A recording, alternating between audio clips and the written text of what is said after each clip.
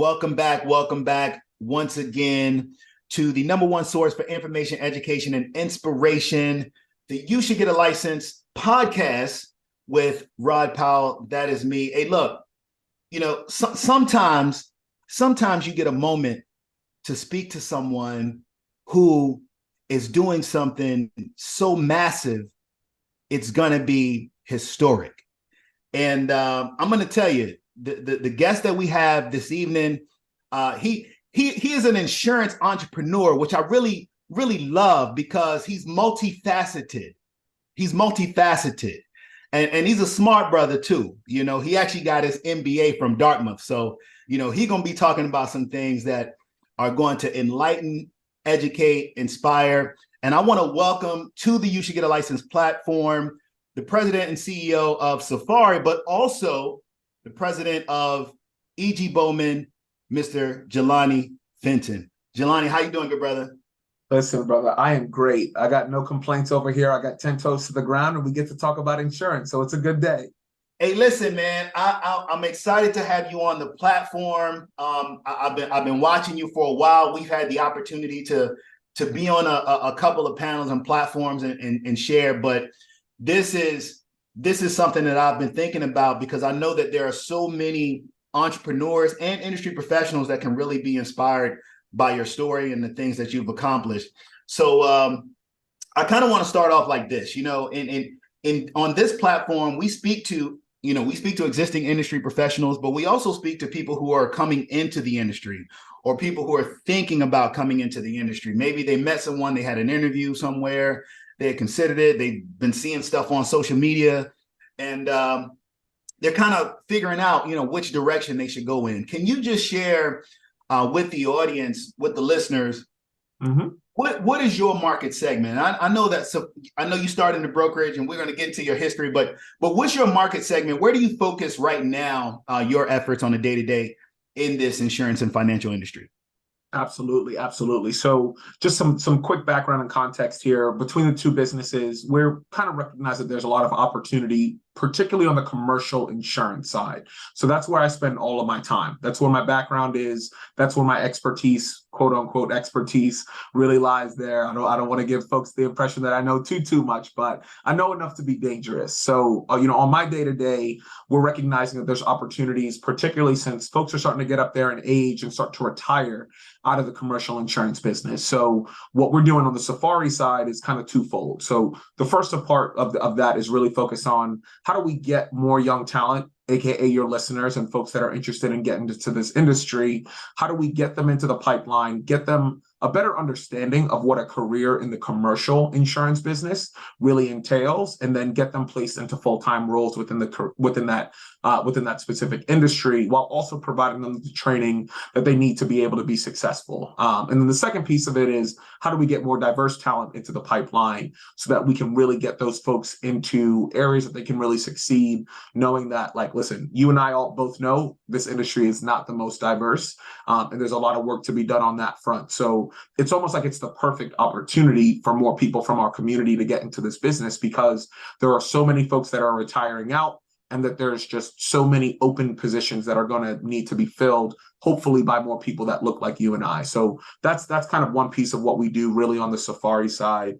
And then on the actual E.G. Bowman side, again, you have a lot of folks that are, for one reason or another, these are agency owners that are in the 60s, maybe up into the 70s, that have just been kind of coasting for a while, don't have any kids that are ready to take over their business, or don't want to sell into the large private equity space. So really what we do is we actually go out and make either majority investments or full acquisitions of insurance brokerages across the United States. So kind of recognizing that there's just a general thesis here, which is that the insurance industry is old, it's getting older, and there's not enough young talent coming into the business. So we're looking at it in terms of two very acute opportunities that we have to be able to capitalize on that. Man, I love it. So, really, what's really fascinating about where you sit in the industry is you're kind of on both sides. You're on the talent development and recruitment side, but you're also on the succession side as well. So when people are kind of coming into the industry, brand new, you're a bridge for them to have a roadmap to run on. But then when people are starting to exit out of the industry, you're also a resource to say, hey, look, I'll protect your legacy, I'll protect what you've built, and we'll make sure that sustains for the next generation as well. Man, just amazing, man. Hey, look, we got a lot to unpack with your career journey and your story. But I want to go back for a minute before we go into what we're doing now, and I want you to take me back to a 9-10-year-old Jelani Fenton growing up Brooklyn, New York. For the New York people out there. Brooklyn, stand up, baby. Stand up. Now I'm from Virginia, so but my wife, Brooklyn, she's gonna be playing Brooklyn all day. Y'all can stand up. Y'all can stand too. Don't worry, you're still family. We got you. Everybody moves down here though. That's a fact. Listen, I'm trying to get out of here too. This rent is no joke. Like, it is out of control. Like, rent and commercial space, residential and commercial space. It's just gouging me. I'm hearing, man. So going back, take me back, man, to 9-10-year-old Jelani Fenton. What were you dreaming of doing at that time?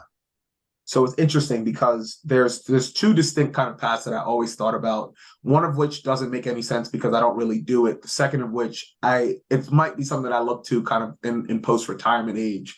But the first one is, when my family first came over to the United States from Trinidad and Tobago, my grandmother, everyone moved over to Crown Heights. That's both on my mom and my dad's side. They actually met because they lived in the same building in Crown Heights, which some of your listeners might hear Crown Heights and they might notice Prospect Lefferts Gardens now. Don't fall victim to that gentrification stuff. They just got to change the name so they can charge more rent. But with that, like, my grandmother was a seamstress, and she came over here, learned how to do it back in Trinidad, but came over here. She went to the Fashion Institute of Technology, and really got her degree and was actually able to kind of start her own business, which is kind of where I guess I get a little bit of my entrepreneurial flair, because she actually started a business working with people of all backgrounds, basically hemming all of their clothing, putting together like custom-made clothing and things of that nature. So when I did used to wear a suit, all of my suits, like, I couldn't go to my grandma's house and like not have that done up. Like, I couldn't have the seams on the bottom of my pants not looking crisp, and it had to be like cut perfectly. And like we had to, like, it had to fit like a glove. Long, man. Him a little bit too long, man. It's a little, like, that's not gonna fly in grandma's house, especially on Sundays.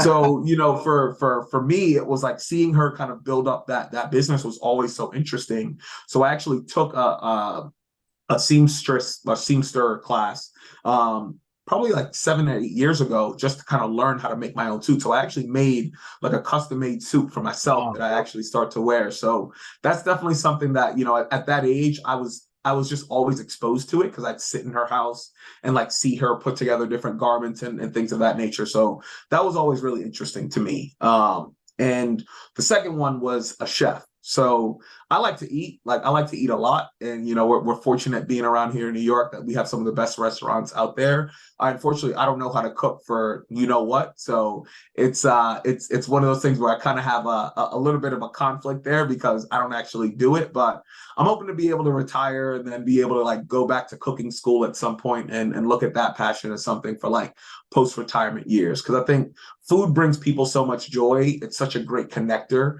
of large groups of people. And, I think that, like, as someone that, like, I have a very large friend group, I have a very large family, and I'm always looking for ways to be able to just connect. And I don't think there's a better way to be able to do that over a good plate of food. So I'm hoping that I can actually be able to serve that at some point, but I don't know if that's going to work anytime soon, but we got to see. I love it, man. Hey, when y'all have that big, grand opening up there, and you have the display out, yes, sir. Yeah, listen, we got, we'll have cuisines of all sorts. We got to start with Trinidadian food, then we can work our way out to Jamaican, and then we can do that American Southern food too. So that's definitely on the way. Absolutely, man. That, it's interesting. So you have, an analytical mind, but a creative heart. Indeed, that's a great way to put it. Chef, Take me through your career journey, man, because I'm trying to figure out how you went from the seamstress. Well, chef, you said okay, you're not cooking there. You can still run the restaurant, you know. How'd you end up in this space? Take me on that journey. Absolutely, absolutely. So, as many folks do, I was in junior year of college. I had no idea what I wanted to do with my life. I was looking at possibly going down to law school at some point, but then I'm like, I don't feel like studying for the LSAT, and all of the corporate lawyers that I know are just grinders, and that life doesn't really look all that much fun. So, I like if you were to go into a room of 10 people, myself being no dissimilar, and you would ask 9 of them how they got into if you would ask 10 of them how they got into the industry, 9 of them would say I either fell into it or I had a family member in the business. And then 1 of them would say I actually studied this and I'm a psychopath and I'm a true nerd. So I don't fall into that latter bucket. I fall into the former. So I had a parent in the business. My mom started working at AIG the year that I was born. So 1991, she was working as a secretary, transitioned over to HR. And she kind of like really paved the way for me getting into the industry and just kind of put me on to the world of commercial insurance. Because like when I'm in college, right, like you've got all the big accounting firms, all the big investment banks and all consulting firms, et cetera, that are coming to recruit you. And I had just never heard about this world of insurance. I was fortunate enough to have a couple of internships in insurance that I ended up applying for and getting through, but I didn't really know that insurance really touched everything. And then once I started to dig into it, I'm like, yo, this is pretty dope, right? Like I can really work like a 9 to 5, make really, really good money and do something that is maybe not countercyclical, but basically, regardless of where we are in the economic cycle, we will always be paid. And these insurance companies will always be doing well. So it was the opportunity always really kind of stood out to me because you can take the analytical side to your point.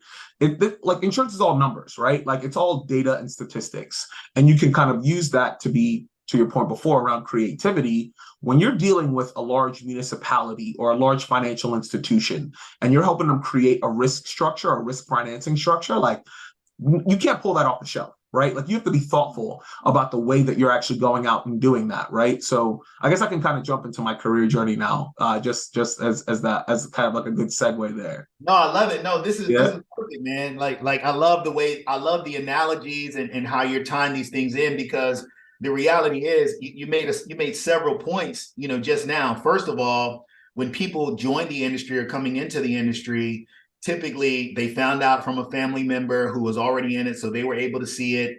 They were in a situation where, you know, they kind of came across it randomly, or, you know, they may by happenstance, you know, went to college and said, you know what, I'm gonna get that risk management program. That thing looks nice, you know. But rare. Which is interesting because Kareem Cade, you know, he actually got the risk management degree by accident because that's where he was closest to credit wise and he needed to get out of school. That's how it goes. Everyone falls, like 99% of the people in this industry is by accident. Right? Yeah. And it's such a shame. Yeah. So, and then, you know, kind of coming into the space, realizing that, man, this touches everything and you can move in a lot of different directions. It's recession proof. Yep. And the fact that, and one thing that's interesting is you mentioned that the recruiters, you know, are coming to school to you know, talk to talent and see who they want to bring into their ranks. But where are the insurance companies? You know, it's very interesting. Very interesting because we're also in a climate where many of the professionals are starting to age out, you know, especially when it pertains to the agency owner. So no, I mean, where you are in the journey is actually perfect. So you're coming out of college. You know, did you start at AIG? Is that where you kind of No, so I actually started out as a commercial broker at Marsh. So Got you. I graduated undergrad in 2013, and then I started my career in the leadership development program at Marsh. So basically, the folks that go through that program are all like managing directors. They're running business lines now. So like that's kind of their pipeline for future leadership of the business. So I sat in that room. I'll never forget. I was one of 70 people that had gotten brought into the program that year. I was the only Black male. There was two Black females and one Latina female that was on that group. So 4 out of 70. I can't do math, but I know it's bad. And that kind of showed me, all right, well, I guess there's always two ways that you can look at things in this world, right? Like, and I think particularly like with the listeners here, I think it can be almost intimidating to an extent because you are typically going to be one of a few, if not the only person that sits in that room when you're going to any of your client meetings, when you're starting your career, et cetera. But I kind of viewed it as an opportunity, right? Like I brought a different type of swagger. I brought a different type of energy to every single client meeting that I had. And it's almost like you get the opportunity to kind of stand out just because of the way that you look, but you can kind of carve out your own little niche in your space within the career because of the fact that you're different. So I use that as kind of fuel for me as I was going through my career. So I was there for about 4 years. I worked on all large accounts. So typically revenue from a business perspective, anything in addition, like anything above $500 million in revenue, that's what my group covered. So I was working on accounts for Johnson and Johnson, right? We ended up putting together a very large risk financing financing program for their business. Had the opportunity to work on a couple of different accounts for Amazon, a few for Tesla. And that's the side of the insurance business that no one talks about. If you look at there's so many people that like, yeah, I love finance and I love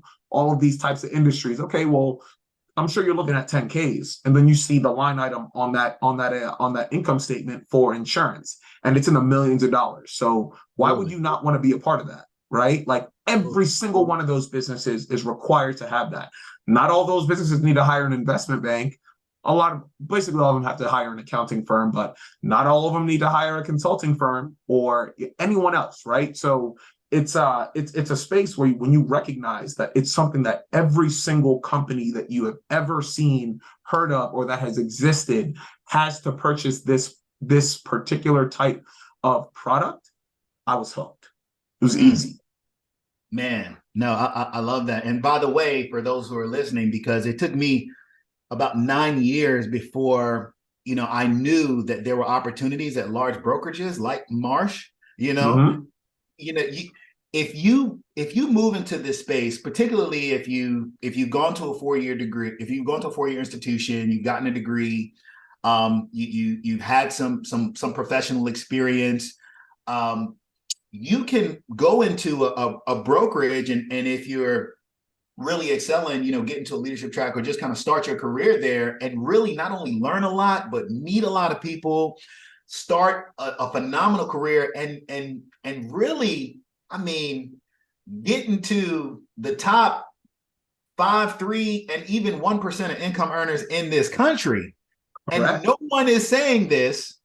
It's almost like a secret. It's almost like it's meant to be a secret. Marsh is like the largest brokerage in the world, by the way, but they're one of the they're one of the top 10. There's a lot of big brokers out there, but I'm like, man, you can actually go and work for these companies. I thought that was so phenomenal. Like learning that after the fact, because when people think about the industry, even getting licensed, they think that you have to be, just the agent that goes to sell to a family and sit at the kitchen table. And there's like so many other paths that you can take. I'm sorry, I didn't mean to hop in, man. Okay, so we're but it's important. It's important. Yeah. Like this is a very important part of the discussion that I feel like unfortunately gets lost sometimes, which is the fact that like just because you have a license doesn't mean that you are required to be a salesperson, right? There are 98% of the people that work at these large brokerages, Marsh being an example, I think they have like 60 or 70,000 people that currently work for them.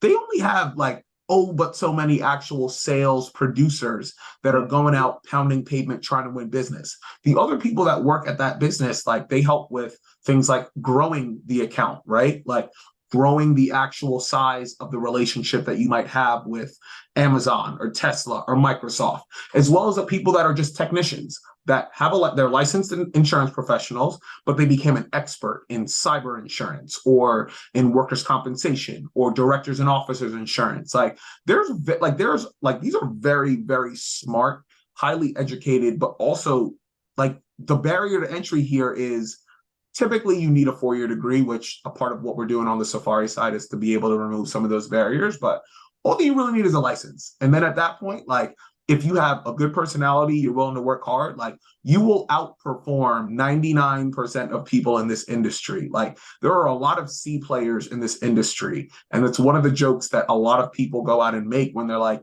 do I want to go out and work at an investment bank and work with like people that were physicists before and that, you know, they're just like brilliant minds, and or do I go work in insurance? And knowing that, like, unfortunately, because it's so there's so much nepotism in the industry, there's just a lot of people that like really can't cut it at the high level, right? So you can differentiate yourself very, very quickly, and there are so many different paths that you can take.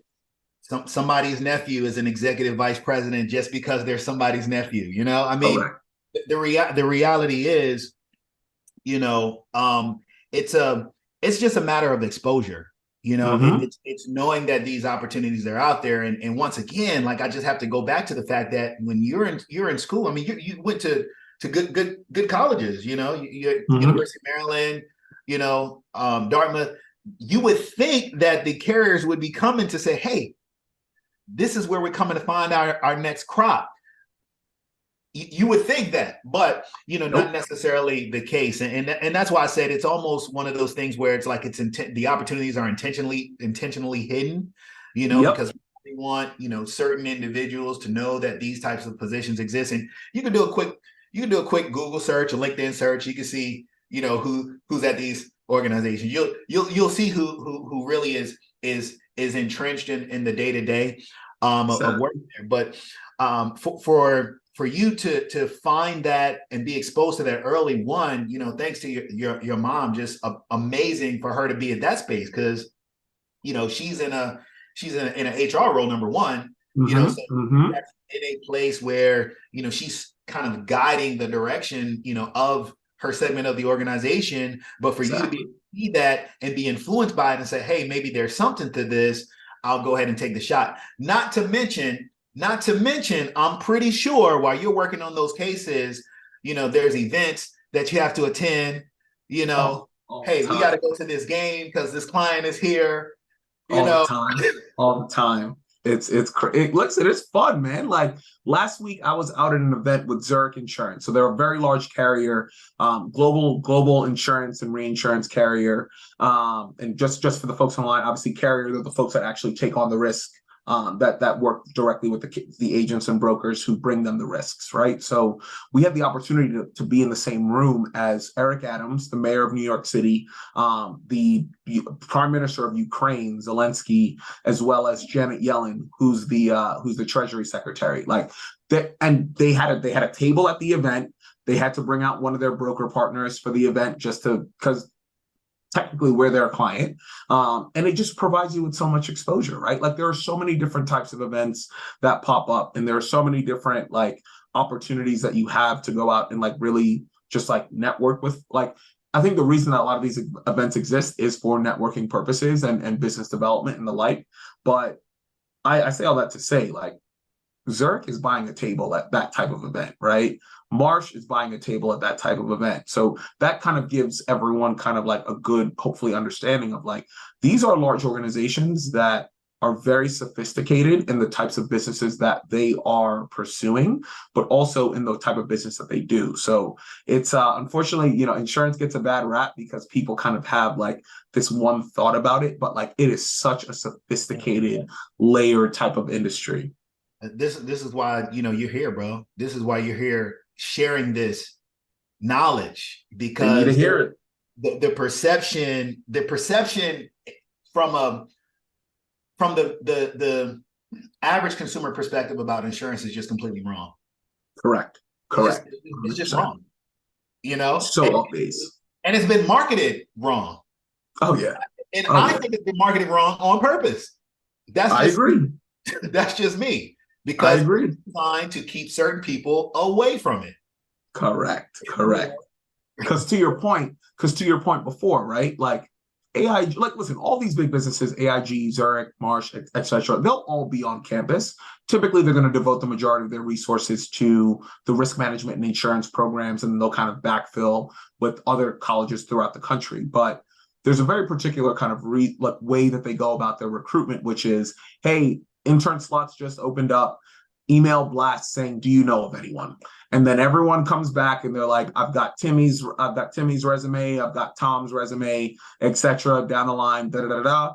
All the people that are the executives there, their suggestions get pushed through first, and then it just kind of works its way down there. So that's why you have kind of this cycle. It's coming internal, typically. Exactly. 100%. It's coming internal first. And hey, exactly. my kid. I mean, listen. If my son was there, I mean, hey, I can't. Can't fault them. I can't fault them. Absolutely not. But it's real, and that's just the nature of the business, unfortunately. Yeah, absolutely. So okay, so we're at Marsh, 4 years, doing great there. What's the next step for you? Because I want to get to how you take this experience and say, you know what, I'm going to create a channel for talent development in this space. Absolutely. So leave Marsh in 2017. I quit my job. I go back to business school full time, move up to the woods up in New Hampshire, which is, we can talk about that in a separate episode, because that was an experience and a half. But, I kind of went in knowing that I wanted to stay in insurance, but I wanted to kind of round out my skill set, right? So the reason that I kind of left was not to say that I didn't want to necessarily be a broker for the rest of my life, since obviously I'm a broker now, but really kind of what I wanted to do was I wanted to become dangerous, knowing that like I can go out and I can raise money for an insurance company. I can learn how to value an insurance company. I can understand the entire value chain, right? Because one of the things we haven't even talked about, right, is there's an insured and there's a carrier and there's an agent and a broker in between. Yeah. But we haven't even talked about the wholesale brokerages or the managing general agencies and all. It's deep, right? There are so many different segments of this business that present opportunities from a career perspective. So I just knew that like staying at that organization for the rest of my career just was never going to work for me. So I ended up leaving to go back to business school full time. Got an internship at an investment bank named Evercore in between my first and my second year. Ended up getting an offer to return back. And during that summer, I was covering insurance companies. So I worked on a $1 billion transaction of a large carrier buying a managing general agency to basically expand into a new segment of the business. So that's where I started to become dangerous, because at that point, it's like, okay, I understand how these companies make money, which is the most important thing here. Like once you understand how a business makes money, you will forever be dangerous and you will forever be valuable from a hiring perspective. So I learned how they made money, and I learned the speak, or the lingo, for lack of a better term, right? Like I understood kind of like the way that they would value a business. I understood the way that you need to be able to approach essentially selling an investment opportunity to a large investment firm that might want to go out and buy an insurance company, or that might want to invest in an insurance company. So at that point, like that really just kind of gave me a solid foundation in, I understood brokerage, but I also now understood corporate finance of insurance companies, which was vital.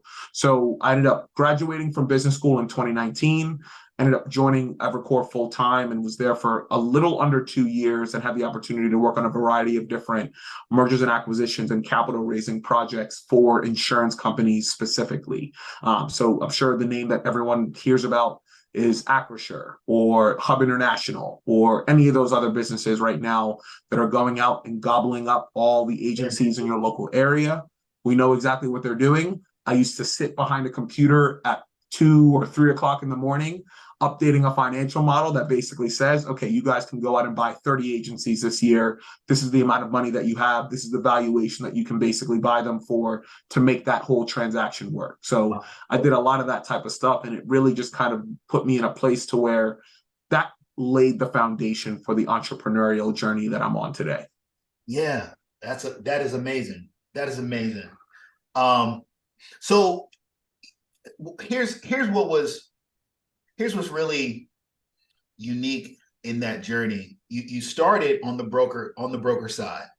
Mm-hmm. Spent some time there. You were able to refine your skills and knowledge in that space, but you said, hey, look, I know that there's more. And then you went over to the investment banking side so that you could understand what was behind the curtain.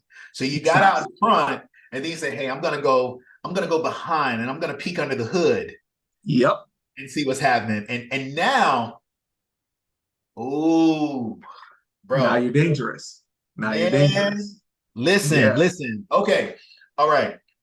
So you end up spending some time in investment banking. You went back. Do you feel like, I mean, you got your MBA. Mm-hmm. What value do you feel like that brought to your career in insurance? This is a sidebar, because some people say, I don't need it. Some people say, you definitely should have it. What do you think? I think, listen, if we're going to be candid here, like, it's a stamp of approval, right? So like when I have to go out and, let's say, if I'm, for example, right now, as we're going through the fundraising process for all the acquisitions that we're trying to do over the next 3 to 5 years, people are always going to check you, right? And they're always going to say, what's this person's background? What is their skill set to be able to execute on this particular vision or mission that they've set out to do, that they've laid out in any investment deck that they might put together. So for me, I think it's the stamp of approval, knowing that, like, no one can ever take away the fact that I have a top MBA degree on my resume. But I think it's very, I would say that it's very circumstantial, right? Like, if you're using an MBA to be able to get ahead in your career within a specific organization, I would say that you could probably go out and do it part-time without having to take on $200,000+ in debt to be able to make that work, right? Like, have your company sponsor you, and then you can go out and make that work, right? But if you're trying to go the entrepreneurial route and, like, really get the stamp of approval that you need, like, getting an MBA program, possibly, like, stepping out of the workforce for a bit to go full time, is definitely something that I would suggest. I would say it definitely kind of gave me an understanding of that, but, like, also you start to kind of see that, like, the people that have gone out and done extraordinary things, or, like, particularly within the world of business, like, they're just regular folks, right? Like, they had good degrees, a lot of them, for one reason or another, how they got into the school, like, that's a whole different kind of discussion. But, like,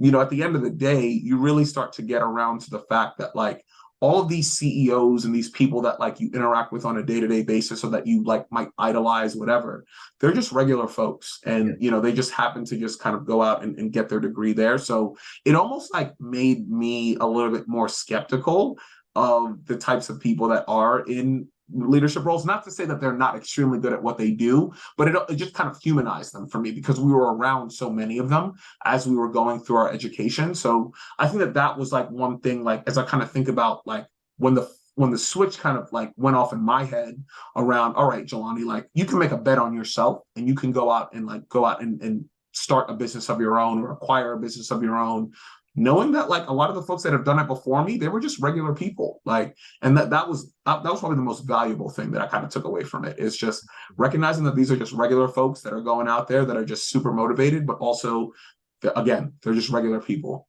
Yeah, absolutely. So basically, you're saying, hey, look, it's attainable either way. Absolutely. It's absolutely. It's about absolutely. What you. So, going through this process, learning what you've learned at this point in your career, which is phenomenal.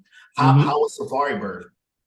So Safari came about because when you stay close to the industry, everyone's kind of always talking about different types of things, right? So I started to kind of, like, recognize, like, this is a pattern matching thing, right? Like, why is $25 billion been invested in acquiring insurance agencies and brokerages over the past, since, like, I think 1998 was probably the year that started, 25 years, right? Like, why are so many people investing so much money? And then you figure out, okay, well, the reason for that is because a lot of owners of agencies are getting up there in age, right? And unfortunately, fortunately or unfortunately, because fortunately they ended up making a ton of money when they sold into the private equity-backed firms like Acrisure, Hub, etc. But what that kind of showed to me was, okay, the thesis here is the industry has a succession planning issue, and there's not enough young talent that's coming in to be able to fill that gap. So I'm 32 years old. It's kind of like a needle in a haystack to find, like, true, like, good dedicated brokerage talent in that like 28 to 40-year-old range, because as you learn more and as you have more conversations, you learn about the fact that a lot of the insurance programs that were around in the 70s, the 80s, and the 90s got cut by the carriers and the brokerages. So they thought that, oh yeah, technology is going to decrease our need for headcount, so we're gonna digitize, right? Or we're gonna offshore out to the Philippines or India or other low cost of labor areas, and realized that equation didn't work. So really, what birthed Safari was, I kind of saw it from the investment side and seeing that a lot of people were deploying money into this particular opportunity, but then also just kind of like staying in touch and just like continuing my research within the industry, recognizing that this was a real serious problem, added on to the fact that we've got a huge diversity issue in our industry.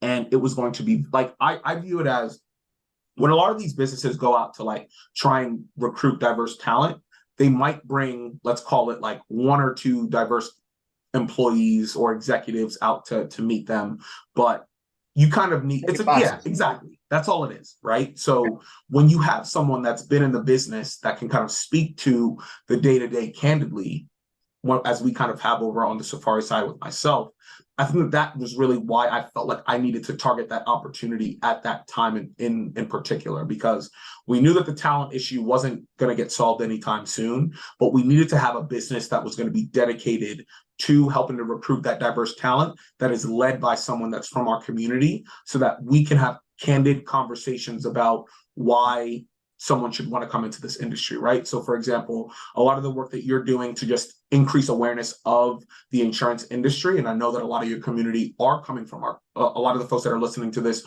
are coming from our community, right? Like you look at someone like Ngozi that's doing everything that she's doing through HBCU Impact. Like you need people on the front lines that are entrepreneurial in this industry that can go out and that can tell the story of this industry in a candid way. And that's really where I saw the opportunity. Yeah. Yeah. So when you're looking at, this model or this way to, kind of bridge that gap, if you will, do you start at the college level? Do you take a transitioning professional? Do you start high school? What's the approach to integrate that talent into the industry? Or are you starting at the carrier or the brokerage, or to your point, the wholesale area, the MGA, all the different variants of entities that exist, and the sidebar of that is all of those spaces are very large. Yep, all of them are very large. So where do you start, and kind of what's the pipeline of progression, coming through that channel? Absolutely. So to your point, because I think it's a really important point, 3 million people in the United States work in the insurance industry. So I might be rounding it up, probably somewhere around like 2.9 million. 2.9 million. Yep. So we have 380 million people that includes babies, that includes the elderly. Mm-hmm. So think of just working age professionals. The insurance industry is right around 1.5% of the total working population in this industry. That is meaningful when you're attaching it to a large population like the US. So that's kind of where I really view the opportunity, since there are so many people that are starting to retire out. So that the number that people typically throw out is anywhere from about 40 to 50% of the industry is going to be hitting retirement age over the next 15 years. And there's not enough young people coming in. So as I kind of look at how we think about, since we're a two-sided marketplace, right? We've got the demand, who, AKA our customers, who are the insurance companies, that's brokers, that's agencies, that's claims organizations, et cetera. And then we've got our supply, which is on the talent side. So on the actual customer side, right? I basically work backwards from where the pain is being felt most. So that's typically at your carriers and a lot of your larger brokers that have a lot of challenges from a talent acquisition and talent development perspective for young talent. So that's kind of where we're looking to build a pipeline for them.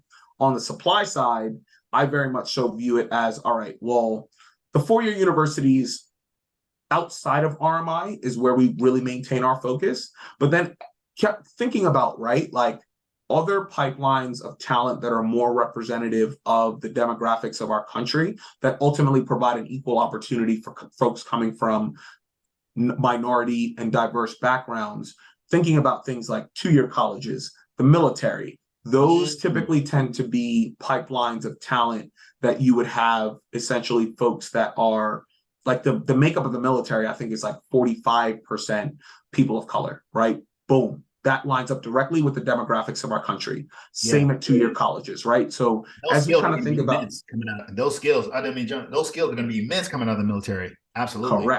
Correct. So it's huge there, right? So I think for us, it's more of like the four-year colleges are great, but if we can tap into two-year colleges and the military, our pipeline is going to be right where we want it to be because of the fact that we know for a fact that everyone, like just on a numbers basis, right?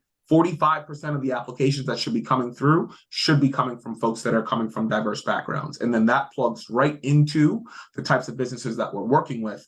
Where we ultimately bridge the gap, though, is in saying, okay, maybe at the four-year college, you might have more resources that get you more prepared for interviews or for working in a professional setting that you wouldn't necessarily have if you are a working professional that's going through night classes at, let's say, a two-year college, or maybe you only have a high school degree, but you're looking to get into a professional services space. And I think that the industry that does this really well is the tech space. So you have all those boot camps that are out there right now for people that want to like become coders or become like get into the world of IT.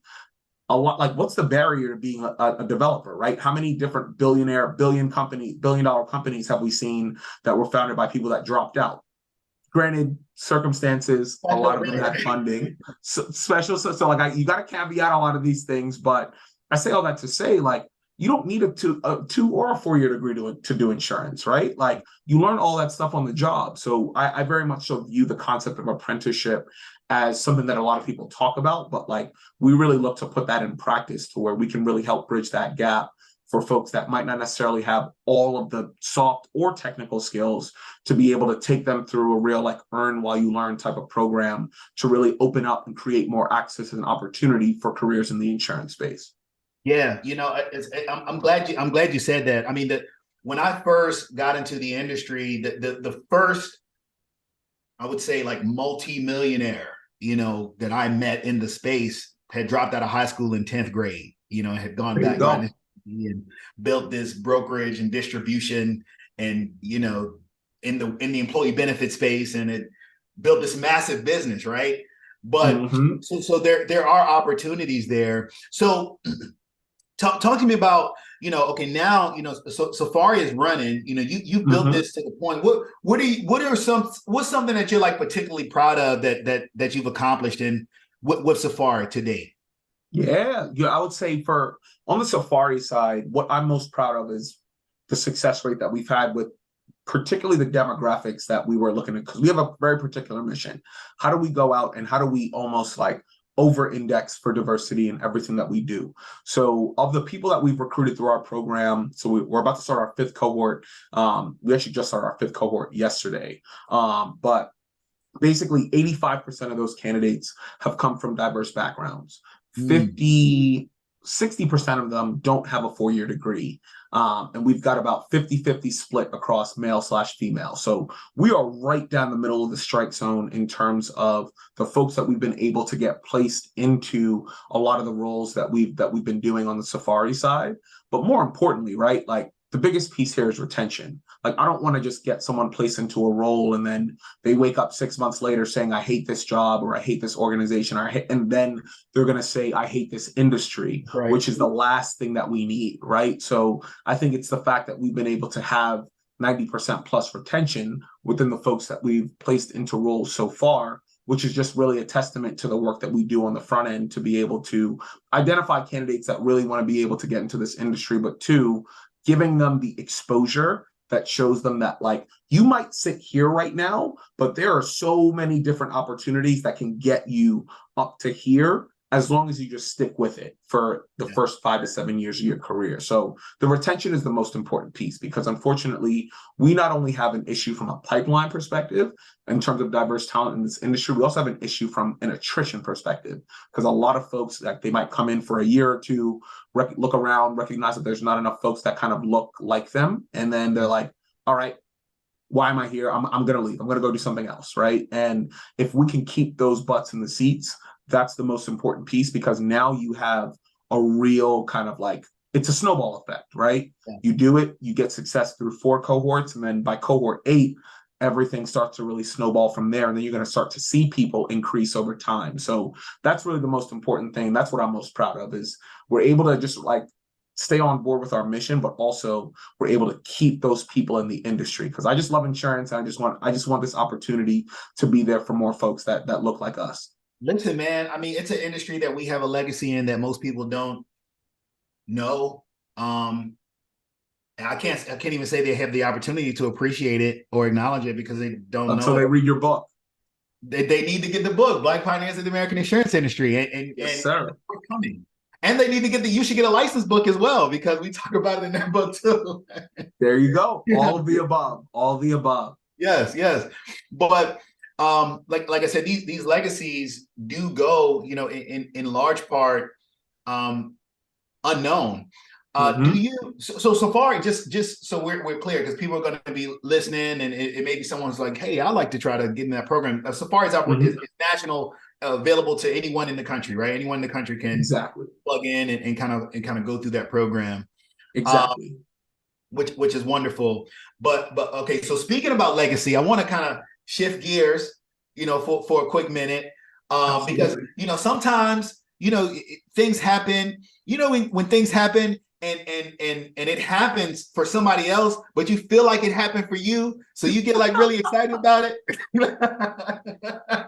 It's real, bro, and that's why I love our community, bro. Because like we really do such a good job of sticking together. Yeah, man. Listen, and you know what? We do a good job of sticking together, but we just need to do it on a larger level. I mean, we have, obviously in our professional circle, there's a great network of people that are supporting one another. We got wonderful, trade organizations and such around us, and everybody's rooting for each other to win and finding ways to collaborate, which I think is excellent. Right. That's one of the other reasons why I think that people should be more attracted to this space, because you are going to find environments where, hey, you may not see the majority looking like you, but when you find your people, and you'll find people that don't look like you too, that, you really rock with, but when you find your people, man, everybody is going to be making sure that, what we need to do to make sure that you're getting what you need to get, that you're winning, Absolutely. That being said, I have to, on the platform, just publicly congratulate you for acquiring the E.G. Bowman brokerage and firm, founded by Ernesta Procope back in, I'm trying to think of the year. I wrote 1953, brother. Actually founded by her husband originally. Yep.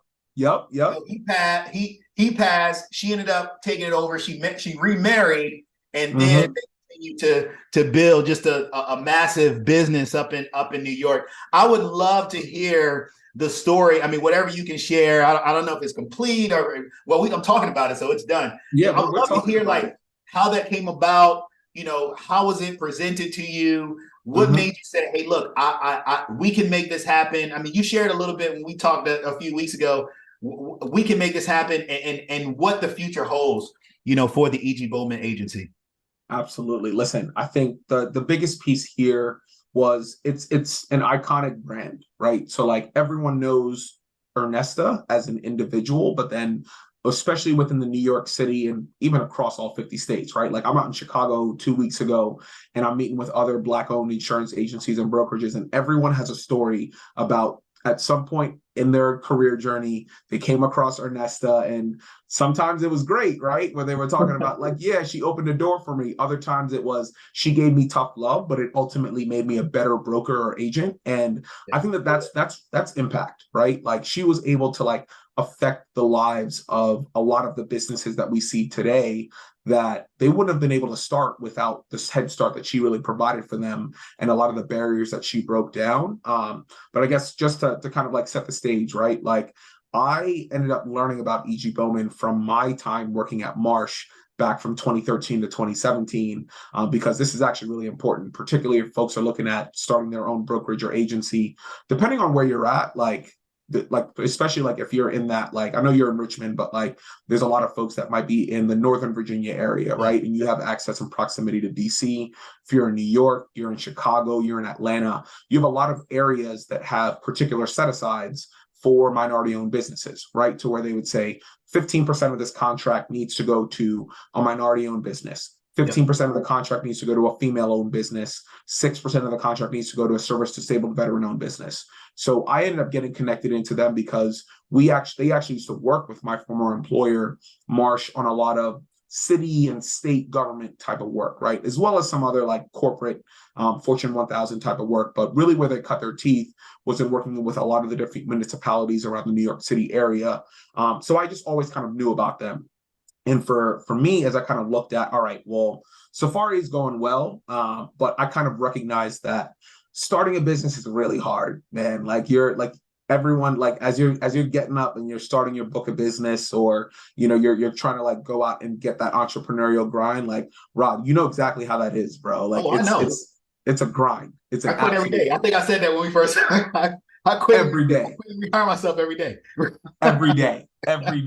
And listen, you clock in, you clock out, like it's the same game. So, for me, I was like, all right, well, I'm seeing a lot of really smart money pile into this acquisition space. How do I get a cut of that?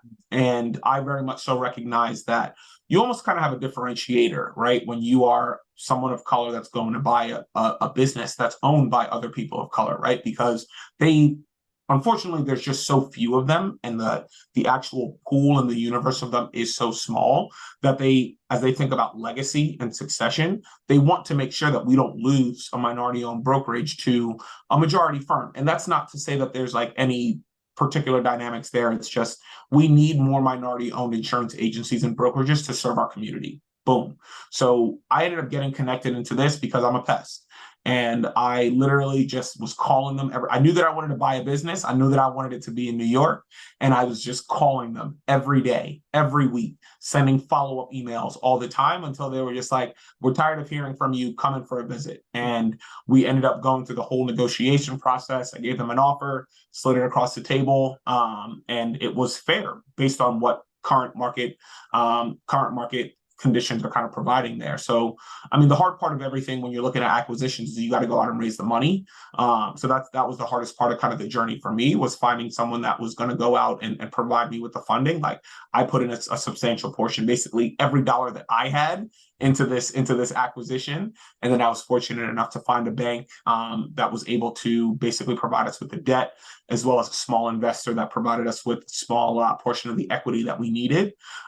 So really the big thing for me was I wanted to make sure that this business that has been shrinking in size, right? Like at its peak, it probably had about 40 to 50 employees, was doing millions of dollars in revenue. And over time, it's shrunk, right? Because they didn't hire on new sales talent. They weren't trying to grow. They were basically, exactly, right? And they didn't have that young talent coming in the door. So it's very much so there was pride in it, where I just wanted to make sure there's only 2 Black-owned brokerages, 3 in the New York City area, us and 2 others, and all owned by Black women at one point or another. So shout out to Black women in the insurance industry, because they listen, they're holding it down. Like I would say of the top 10 largest, you probably see about 50 to 60% of them are Black women owned in the country right now. So I wanted to make sure that we had something that can be for our community and that can continue to kind of carry that torch within our community as a Black-owned firm that is of scale and that is sophisticated. That's the most important part. And that's really what I'm looking to do longer term. Like, one of the things that I run into sometimes, like when we're working with larger brokerages or even carriers, is that they have a very particular way that they look at minority owned brokerages, and they kind of view us as, oh, they're just here because they have to be, not necessarily because they can do the job. And I'll go toe to toe with any broker anytime, like any day of the week, because I got great training. And I know that like everyone that I'm going to hire onto this team will also have great training. But I also know that there are a lot of minority owned, Black owned, brown owned insurance agencies out there that unfortunately are still going to continue to get looked at like that. I'm still going to be running into that issue, right? So I think for me, as I kind of think about the future, we got to grow.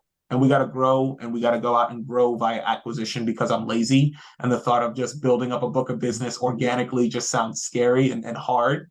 But, I think too, there are several firms in this country right now that are Black owned, that are brown owned, that are at a level of scale, but we need more. And there's always going to be more room at the table for more minority-owned brokerages to come in and do the job the right way, which is really what I'm really excited about. Yeah, I think that the last statistic that I saw as far as agency managers, principals, and executives was about 3%. Yeah. So I mean, there's a lot of space, for us to find our way. So tell me, man, and I got a couple more questions, but I want to know, like, 5-10 years from now, I mean, you've done some phenomenal things, and it's still early. It's still early in your career, I'm 2 months in. I have no idea what the hell I'm doing. Yeah, it's still really early. I mean, you're a young guy, and you got years of impact left to make. What's the big vision for you, man? What's the end game? What's the end goal? So I think the biggest piece here, and I don't like to attach like numbers or anything like that. Like, listen, there's a lot of opportunity for us to create wealth for our employees, for the folks that we go out and acquire, right? Like, there's so many of those like agency owners out there that are 60, 65, that they've been working for 30, 40 years, and now they get the opportunity to cash out on that. So that's a big piece of it is, I can provide a wealth creating opportunity for someone on the other side. So that's a big piece of it. But I would say for me, if there's a way for us to be able to build capacity, and when I say build capacity, I mean, how do we use this platform that we've developed? And we're going to grow, and we're going to grow through acquisition.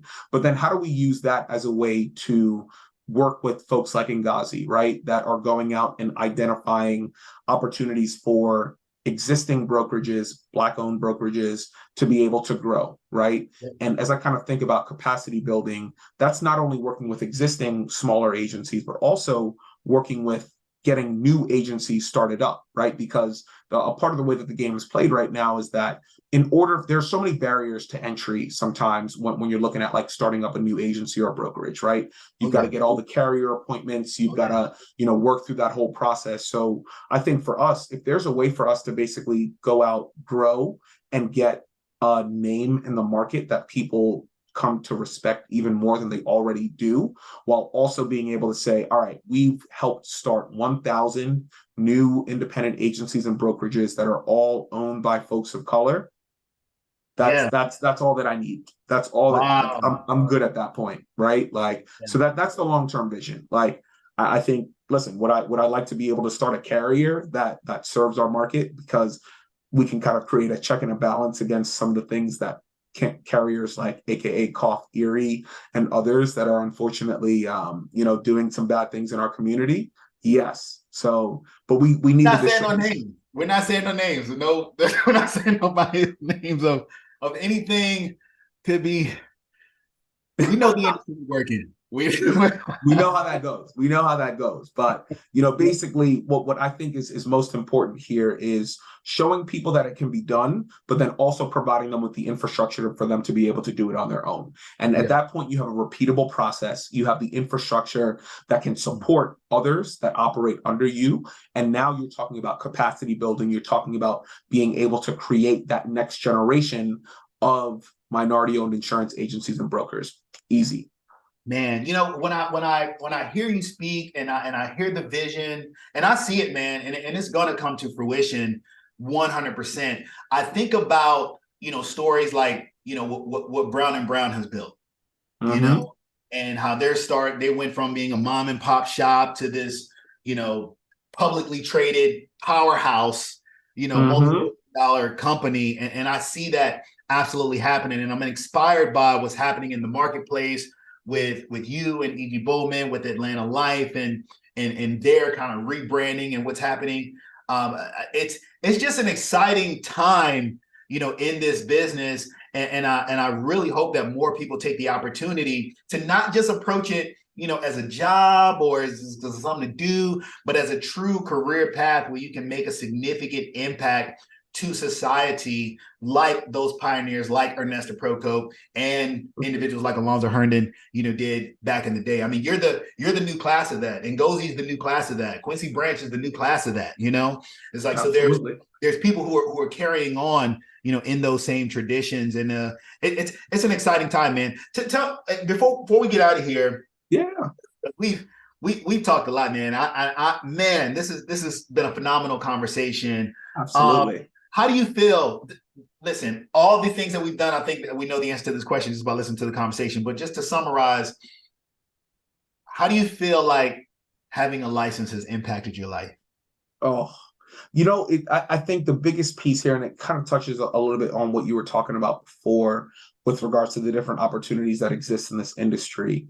I think for me, I recognize, even like, I'll be very real with everyone, right? Like on the Safari side, like when you're starting a business, my cash burn rate is so much higher than my income level. So I was hemorrhaging cash, but you know what I had? I had a license, and I was able to go out and get some of my family covered, worked with a small business to get them coverage, right? That's income that I'm just able to make because I just have a license in the state of New York. I had some contacts in the insurance industry that were able to get it quoted. And next thing I know, I've got a 10% commission check in my bank account. That basically helped me further create this path towards realizing my dream on the entrepreneurial side. So I think the beautiful part of it is that a license it's like a license, for, no pun intended, to have a universe of opportunities. If you want to work and you want to go climb the corporate ladder, get that license and you can go work on the traditional side. If you want to work and you want to get your license and you don't want to hear anything from anyone, you want to roll out of bed at 11 and log off at 2, if you can produce in 3 hours per day, go for it. You have a license to be able to do so. And it just creates so much flexibility and optionality in your life, which is the biggest thing that I take away from the fact that I have a license today, is that it was helpful for me in like keeping my lights on, but also it's now exposed me to this whole world of entrepreneurship that I've come to learn exists over time. And now it's just like the sky's the limit, right? Like, and like the thing that everyone will talk about in insurance is that it's uncapped, right? Like Lil Wayne would say, we have no ceilings in this industry. There are no ceilings for the type of opportunity that you could have and the type of opportunity that you have to be able to create wealth for you and your family. It's really that simple. And you can move and progress. I typically ask, what would you tell someone who's thinking about getting into the industry? I think you summarized that, perfectly, very eloquently, just in that statement right there. No caps, no ceilings, unlimited opportunity. You always have the ability to earn, and you can leverage that skill into other career and learning progressions as you've done. I think one of the things that I think is really going to be powerful when this conversation, hits and people can hear it, is the fact that you can see that, hey, you don't have to stay in one place, which is why I love that your LinkedIn profile says insurance entrepreneur, because you don't have to just stay in one place. You can start here and just evolve to this and evolve to this and evolve to this. Hey, look, Jelani, man, listen, it has been amazing. If somebody wants to get in contact with you, they want to reach out, they want to find out about Safari, they want to find out about E.G. Bowman, they're like, hey, man, shoot, I want to see what I could do to work with that brother up there. How does somebody reach out to you? How do they get in contact with you? So feel free to reach out on LinkedIn. I'm very active on there. So I always take a look through my inbox and my contact requests there. Also, if you want to shoot me a direct email, you can just reach out. It's my first name, J as in John, ELANI at Insure, INSURE, Safari, SAFARI.com. Hey, look, thank you so much. Jelani, man, this has been amazing. This has just been amazing, man. I can't wait to get up there and get some of that Trinidadian food. Bro, come on up, Right. baby. The water is warm, bro. We got to get that going ASAP. I need some vegan stuff though. I do need some vegan stuff. I'm just saying. We got you on that. Listen, the spices that we work with are A1. Like, there's so many different vegan curries that are out there in the market right now. So we got that on lock. Yes. We got that on lock, bro. Let's so listen, go. I appreciate you inviting me on to tell a little bit more about our story. And listen, I appreciate everything that you're doing, because this is a really, really important conversation that is going to just multiply over time. Like, this is the true on-ramp into the insurance industry that people need. So keep doing what you're doing. I'm honored to be a part of it. Hey, thank you. I appreciate you. And for those who've been listening to this conversation, please know that wherever you want to go, this industry has a way for you to get there. And there's a multitude of paths that you can take. And maybe listening to Jelani and hearing his story, how he started, how he's transitioned into some major entrepreneurial moves, you heard something that made you think to yourself that you should get a license. Until the next time, peace.